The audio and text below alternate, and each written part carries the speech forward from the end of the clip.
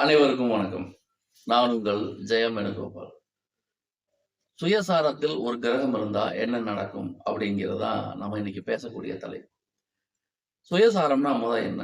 அந்த கிரகத்துடைய சொந்த நட்சத்திரத்துல அந்த கிரகம் நிற்பது. இப்போ அஸ்வினினா பரணி, கார்த்திகை, ரோஹிணி, மிருகசீரிடம் இந்த மாதிரி 27 நட்சத்திரங்கள் இருக்கு. அதுல கேதுவுடைய நட்சத்திரங்கள் அஸ்வினி, மகம், மூலம். சுக்கிரனுடைய நட்சத்திரங்கள் பரணி, பூரம், பூராடம். இதெல்லாம் உங்களுக்கு தெரியும்.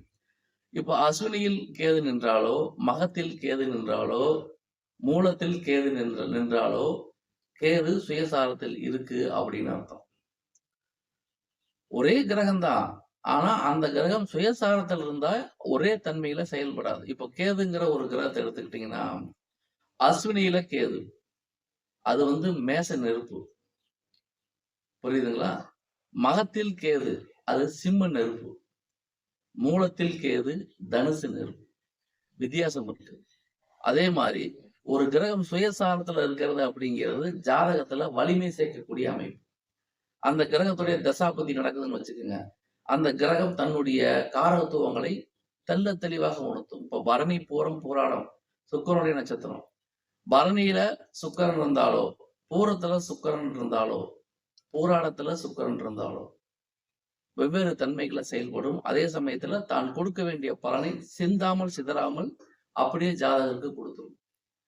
நம்ம இங்க நோட் பண்ண வேண்டிய விஷயம் என்ன அப்படின்னா, ஒரு கிரகம் சுயசாரத்துல இருந்தால் அந்த கிரகத்துக்கு வேற ஆட்சியான பலம், உச்சமான பலம் எதுவுமே இல்லாட்டி கூட பரவாயில்ல, சுயசாரத்துல இருப்பதே மிகப்பெரிய பலம் அப்படிங்கிறது நம்ம புரிஞ்சுக்கணும். பொதுவா எந்த ஒரு கிரகமே தனது தசாபுத்தி காலகட்டத்துல தான் இருக்கின்ற இடம், தன்னுடைய சொந்த ஆதிபத்தியம், இதுல எது வலிமையா இருக்கோ அந்த பலன்களை தரும்.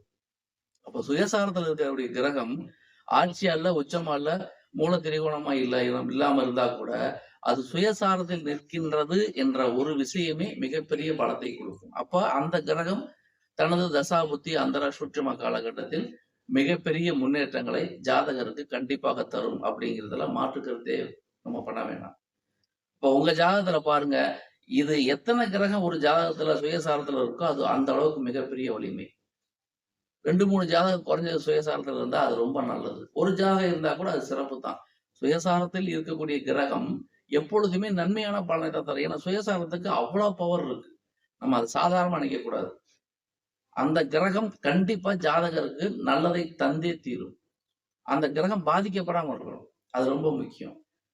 என்னங்க ஜாதகத்துல ஆட்சி பெற்ற கிரகம் எதுவுமே இல்லை, உச்சமான கிரகமே இல்லை, வர்க்கோத்தமம் பெற்ற கிரகம் இல்லை, எதுவுமே இல்லை, நீங்க வருத்தப்பட வேணாம். ஏதாவது ஒரு கிரகம் சுயசாரத்தில் இருந்தால் அது மிகப்பெரிய பிளஸ்.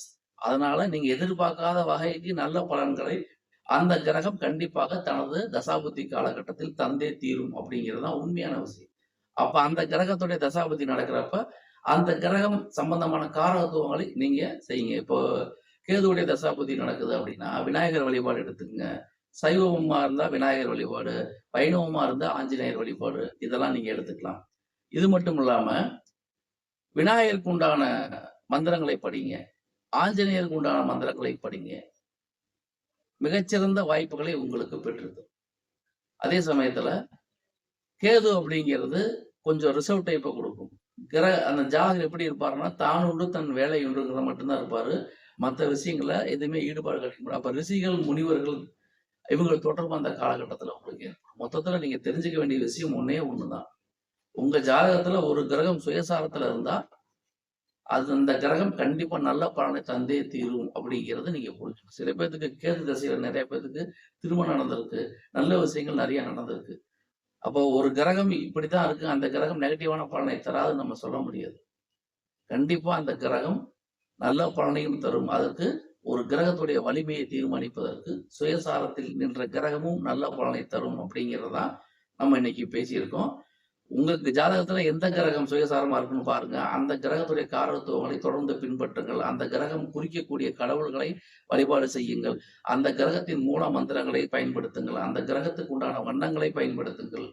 எந்த விதத்தில் நீங்கள் அந்த கிரகத்துடைய காரகத்துவங்களை தொடர்ந்து செயல்படுத்தினால் நிச்சயமா உங்களுக்கு வாழ்க்கை தரம் நல்லா இருக்கும். வாழ்க்கைய மிகச்சிறப்பா மாத்திக்கிறதுக்கு இது உண்மையிலே உங்களுக்கு பயனுள்ளதா இருக்கும். நம்ம சொல்றது எல்லாமே பொதுவான தகவல் தான்.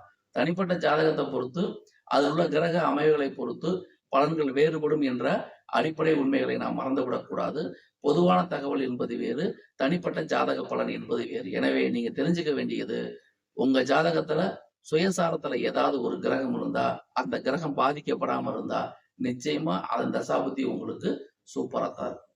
நன்றி, வணக்கம்.